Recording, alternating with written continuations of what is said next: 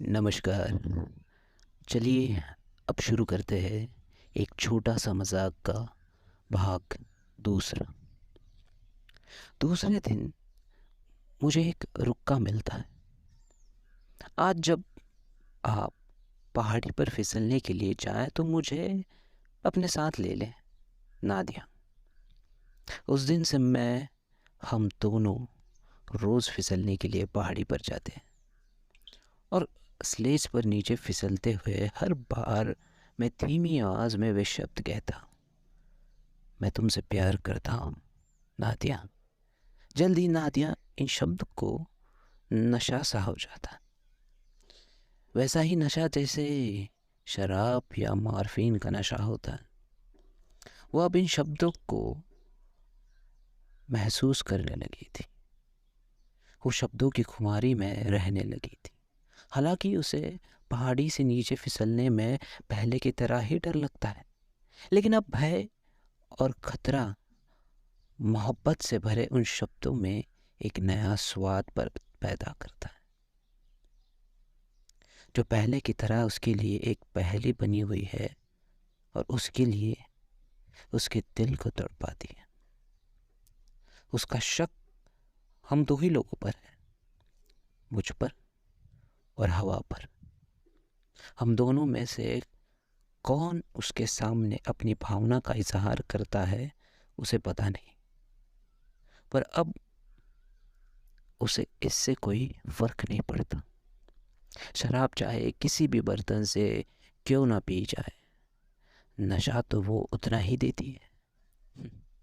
अचानक एक दिन दोपहर के समय में मैं अकेला ही उस पहाड़ी पर पहुंचा।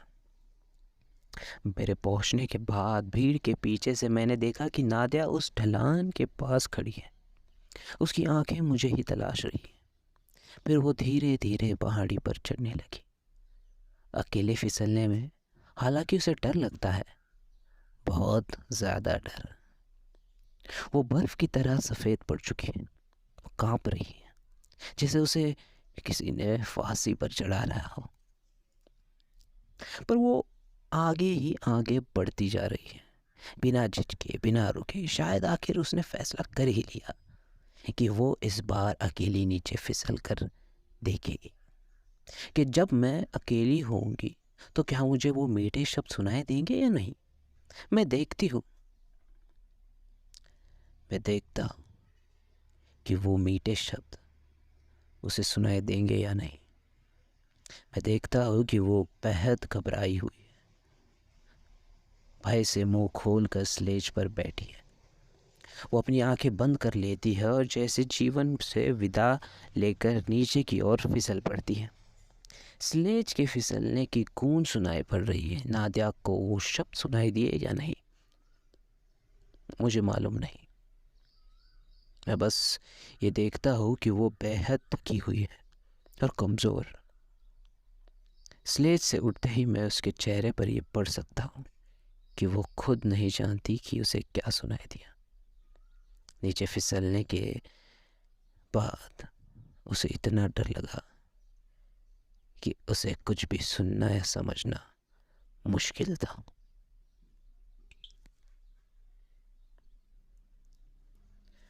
फिर कुछ ही समय बाद वसंत का मौसम आ गया। मार्च का महीना है।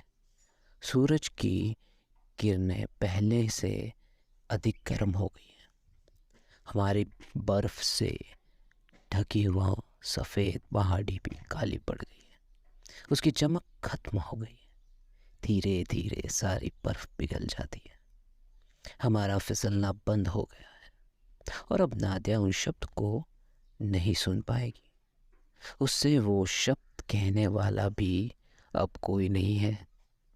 हवा खामोश हो गई है और मैं ये शहर छोड़कर पीटरबर्ग जाने वाला हूँ। हो सकता है कि मैं हमेशा के लिए वहाँ चला जाऊँगा,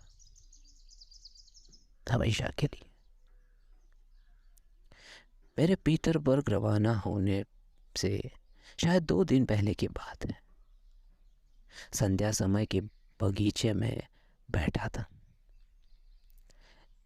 जिस मकान में नादिया रहती है ये बगीचा उससे जुड़ा हुआ था और वहाँ एक ऊंची बाड़ ही नादिया के मकान को उस बगीचे से अलग करती थी। अभी भी मौसम में काफ़ी ठंड है, काफ़ी कहीं कहीं बर्फ़ पड़ी दिखाई देती है। हरियाली अभी नहीं है लेकिन वसंत की सुगंध महसूस होने लगी है। शाम को पक्षियों की चहचहाट सुनाई दे रही है। मैं बाड़ के पास आ जाता हूँ और एक दरकार में से नादिया के घर की तरफ देखता हूँ। नादिया बरामदे में खड़ी है और उदास नज़रों से आसमान को ताक रही है।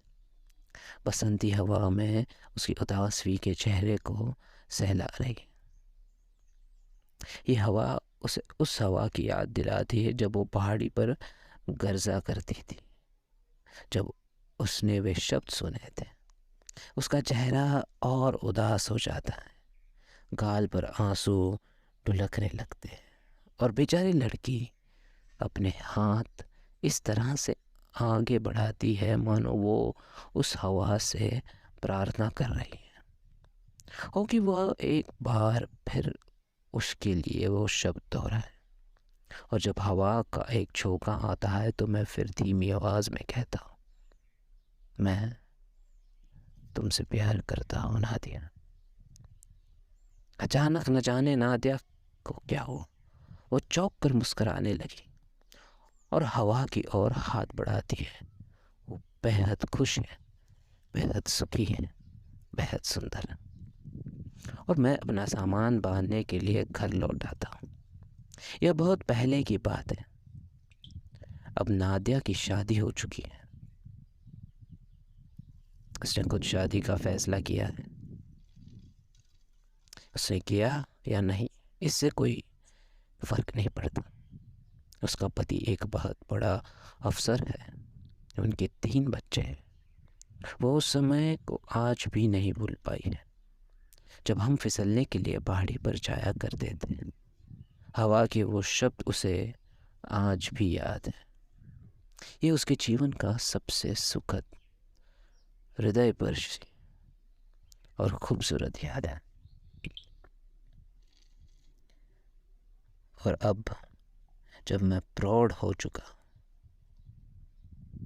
मैं ये नहीं समझ पाता हूँ कि मैंने उससे वे शब्द क्यों कहे थे, किस लिए मैंने उसके साथ ऐसा मजाक किया था,